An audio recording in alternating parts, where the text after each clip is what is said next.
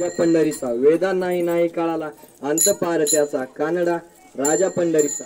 गदी माडगुकरांनी विठुमाऊलीचे केलेले वर्णन ऐकल्यानंतर पंढरीची नित्यवारी करणाऱ्या वारकऱ्यांच्या भक्तिभावाचा ठाव घेण्याचा आपण प्रयत्न करतो. उपस्थित सर्व आदरणीय वंदनीय गुरुजन आणि विद्यार्थी मित्रांनो नमस्कार. आज आषाढ शुद्ध एकादशी म्हणजे देवशयनी एकादशी हिंदू धर्मातील एक अत्यंत महत्त्वाची आणि पवित्र तिथी आहे. पंढरपूरकडे पायी वारी करत माऊलीच्या चरणी लीन होणाऱ्या वारकऱ्यांसाठी एक अभूतपूर्व सोहळा म्हणजे आजचा दिवस.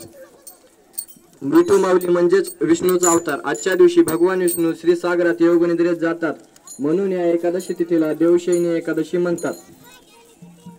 वारी म्हणजे वारकरी संप्रदायातील एक आध्यात्मिक यात्रा. टाळ मृदंग वीणा चिपळ्या व पावली नृत्याच्या तालावर हसतमुखाने ऊन वारा पाऊस झेलत मैलोनमेल चालत पांडुरंगाच्या दर्शनाची आस लागलेले लाखो भाविक वारकरी आज पंढरपुरात पांडुरंगाच्या चरणी लीन होतात.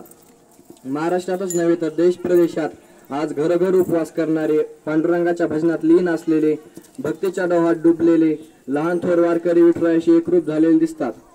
करुणी विठ्ठल नामाचा घोष करुणी विठ्ठल नामाचा घोष भक्तिभावीने जोडून कर नतमस्तक होऊन चरणी करीतो नमन.